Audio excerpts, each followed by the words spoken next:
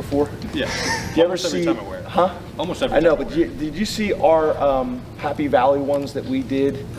We did ones just Stole like straight from that the that people like went crazy about, and I stole it from you. Does he get a cut? Yeah, what's the cut? No, none.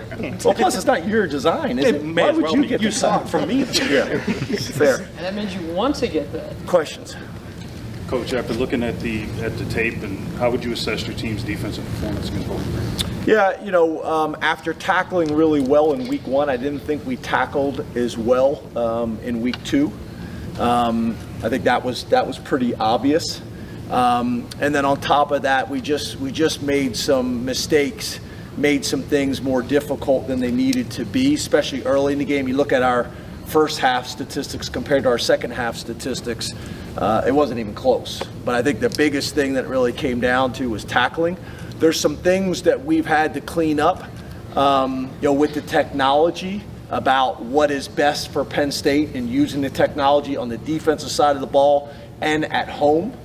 What are the best ways to use that, whether we're using the mic system, and some of the things that you got to work through by doing that, especially at home with the noise. I think that factored in. And then, we had a couple bumps and bruises, so we had some moving parts that caused us some issues on defense and on special teams. But obviously the bye week came at a really good time to kind of spend some time working through some of these things, get some things cleaned up. But I think the biggest issue is we didn't tackle as well. James, will there be any internal Can I punishment? say one more thing? Yeah. The only other thing is, the sacks. We've been more disruptive in the past, but just like I thought after watching that tape, their whole game plan was not to allow us to get sacks. It was quick game, it was run game, it was move the pocket. They weren't holding on to the ball. So, in a lot of ways, that's going to factor in a great deal with your production. The other thing that factored into that is we didn't play well in the first half. Where if you play well in the first half and the score gets out of whack, then they have to break their game plan and how they want to play, and then that's usually when the sacks come. So both of those things. Will there be any internal punishment for Amin after he was charged with DUI? Yeah, I think you guys know that have covered us for a long time. I don't know if there's been very many times, if any, that I've talked about internal punishments that we've had. We've released a statement on it, but I don't think there's been many times where I've actually told you guys what the internal punishment was going to be.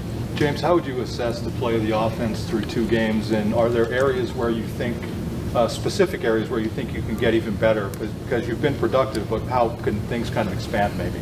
Yeah, I think the biggest thing to me is third down.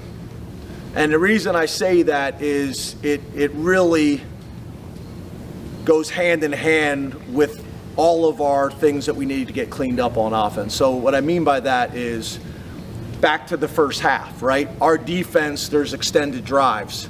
Our offense is not. We're either scoring or going 3 and out a lot of times. So what happens is the play count is out of whack. We're not getting enough plays. You've heard me talk about balance. Part of balance is not just running and being able to throw the ball in every situation. It's spreading the field 53 1/3. It's also getting touches for guys. We don't have enough opportunities to get enough guys touches because we're not sustaining drives. Defensively, we've got to get off the field.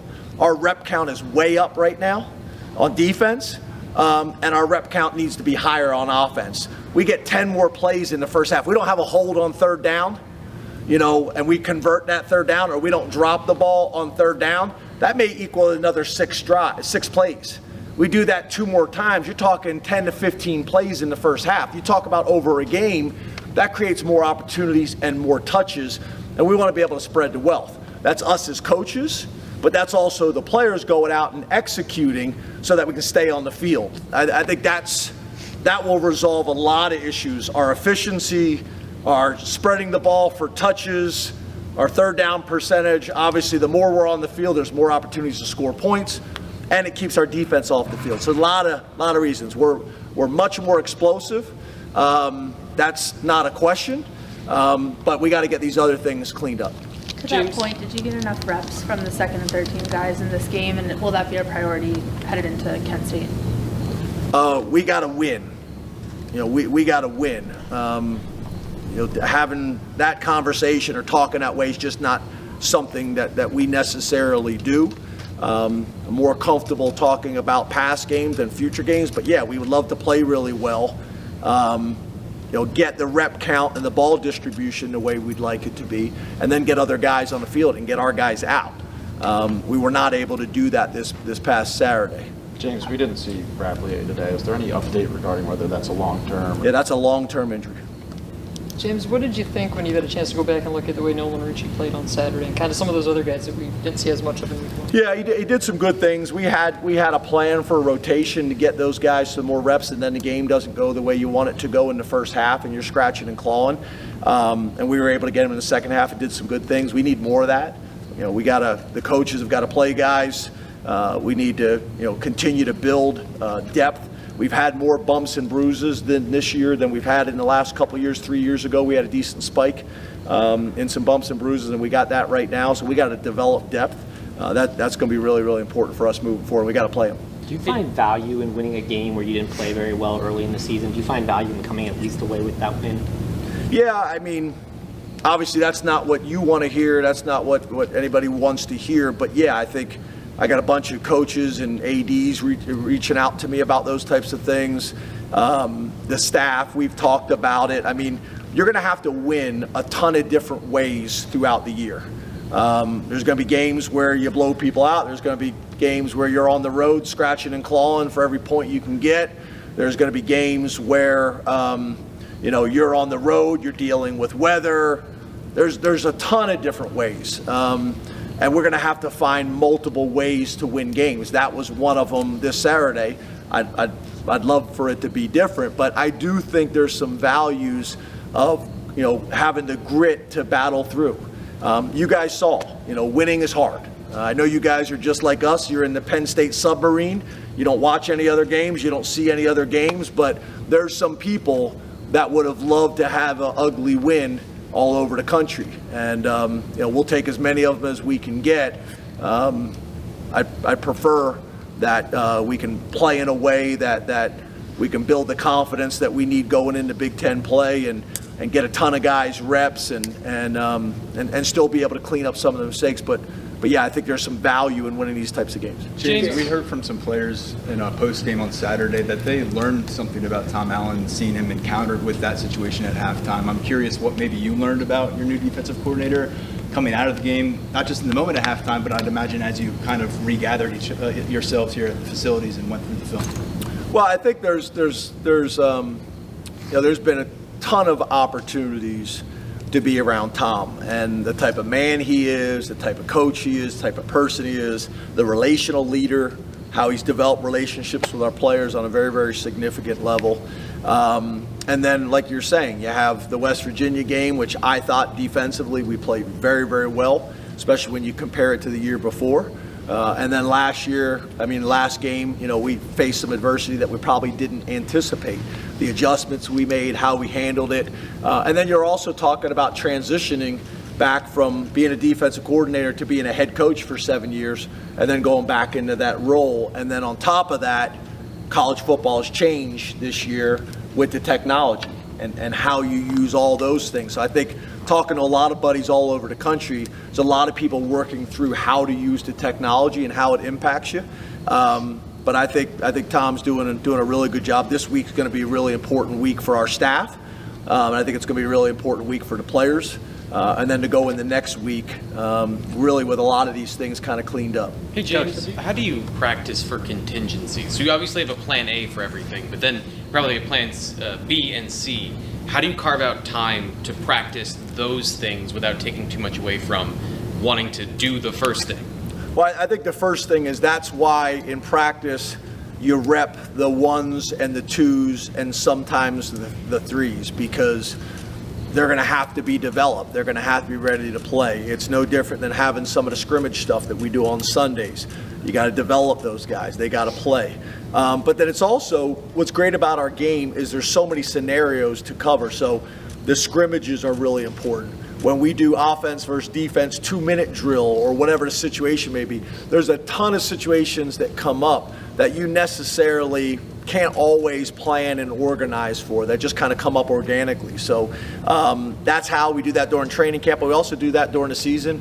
Typically on Tuesdays, we did it today, where we'll do 2-minute against each other. We'll have a different 2-minute situation typically each week.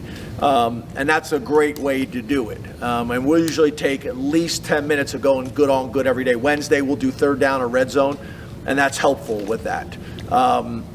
So that's probably the biggest way. And then obviously, you know, all the stuff that you're preparing for on tape that you've seen of your opponent without chasing too many ghosts. 2 more guys. James, have you seen Kobe step up in some ways, given that he's one of the older guys on the defense? And he's also adjusting to not having Kalen as a teammate. Just wondering how you've seen him step up this season. Yeah, you know, he's a veteran guy that's been here and played a ton of football for us, and now is in a much more significant leadership role. You know, he's a guy that's earned everybody's respect in terms of his teammates and the coaches and staff, and kind of just has evolved into that vocal leader that maybe he wasn't 2 years ago. Obviously, your point, I think, is a good one. You know, he lost his brother, who he'd been with, you know, all through high school and then all through college to the NFL.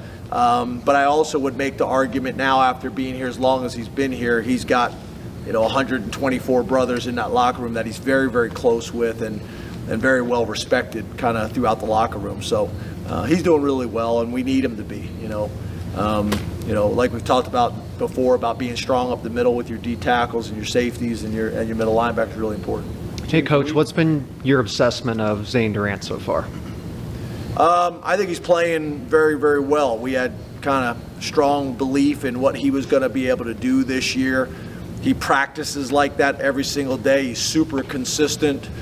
He's gotten bigger and stronger and more explosive. He loves football. Like, I think that's one of the things that's so important in today's day and age. You better recruit guys that love football and not love what comes with football. They love football. Don't like football and love the things that come with it. He's a guy that loves ball, and he loves everything that comes with it. The strength and conditioning, the summer running, the winter workouts. He understands it's all part of the process, and he embraces it. And he literally, day in and day out, punching his ticket and is consistent. So he's a great example that we use all the time with really our whole team and specifically our D-line. Thanks, Coach. Thanks, guys. Thank you.